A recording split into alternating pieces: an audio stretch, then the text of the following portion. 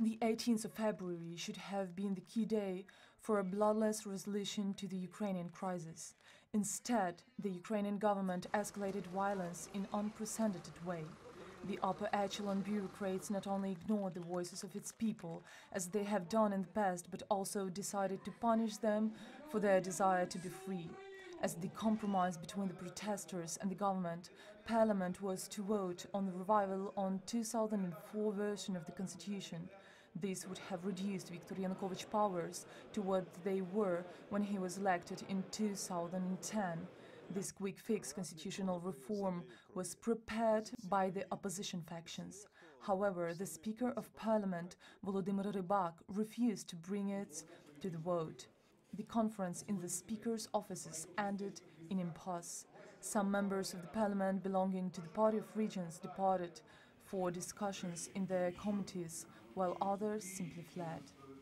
Several thousand protesters marched in support of the vote in well-organized columns towards the parliament building. Among protesters were many older people and women. They intended to express their support in a peaceful manner, but on their way to the parliament, they were met by barricade squads, 2 water cannons and an armored personnel carrier. The police immediately started to fire on the crowd with rubber bullets and throw flash grenades. They aimed at people's heads, injuring many, including women. Within an hour, dozens of protesters were wounded by these employees of the Ministry of Interior. In order to protect themselves from this violence, the protesters made a barricade of tires and set it on fire. In the response, barricade fired the water cannons. The supporters of the Party of Regions gathered in Mariinsky Park, throwing stones and Molotov cocktails at the protesters. The police did nothing to prevent this. Plainclothes policemen posing as protesters fired at barricade, a fact confirmed by surprised barricade officers. With the first hour, 25 injured were brought to the medical tent at Independence Square. At the time, snipers were spotted near the government building. There were Ukrainian special forces wearing no identifying insignia. They started shouting at protesters in Soshovkovichna Street. The commandments of the protesters' self-defense forces who tried to negotiate with barricade were seized as hostages. Photographers of police armed with automatic weapons were posted in social media. In several hotspots, the police used excessive force, and once again journalists were among the injured. News of the first protesters' death broke at 2 p.m. At 3 p.m., Parliament member Lesya Orobec announced that there were already 3 corpses in the improvised medical center in the officers' building. At 4 p.m., in the same building, there were more than 150 wounded, 30 of them severely. Also, at 4 p.m., the Independence Square subway station was closed, supposedly due to a bomb threat. Shortly afterwards, all 3 subway lines in Kyiv were closed under the pretext of the possible terrorist attack. This led to a massive traffic jam in the capital. In spite of these obstacles, people headed to Independence Square in Southends. During these events, Speaker of Parliament Volodymyr Rybak called a briefing and announced that the next day's session of Parliament had been cancelled. Instead, there would be negotiations between leaders of the opposition and Viktor Yanukovych. The violent conquest of the Independence Square had entered its most aggressive phase.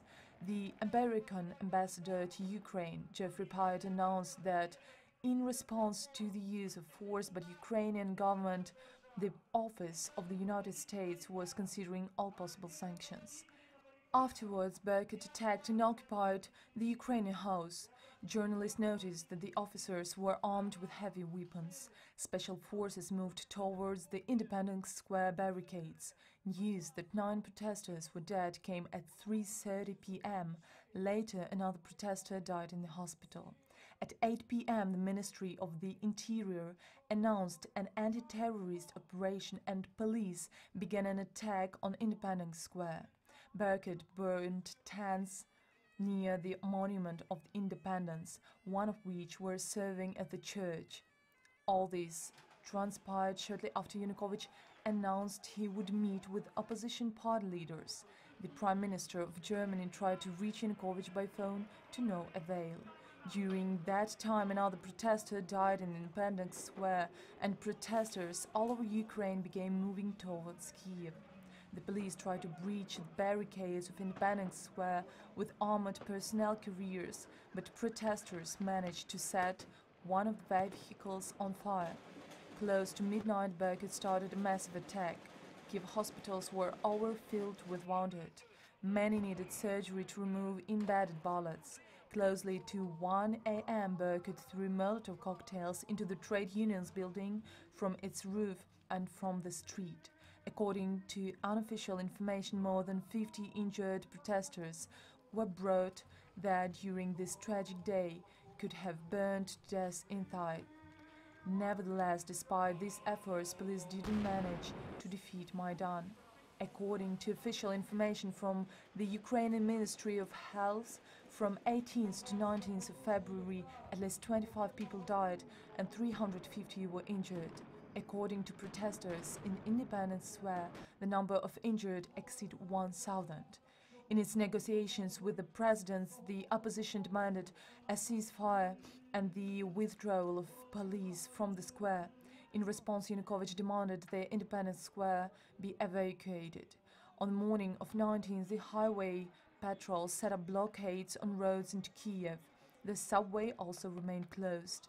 The Minister of Defense confirmed that amphibious army divisions were moved from Dnipropetrovsk towards Kiev, give the impression that Independence Square will be attacked by the armed forces.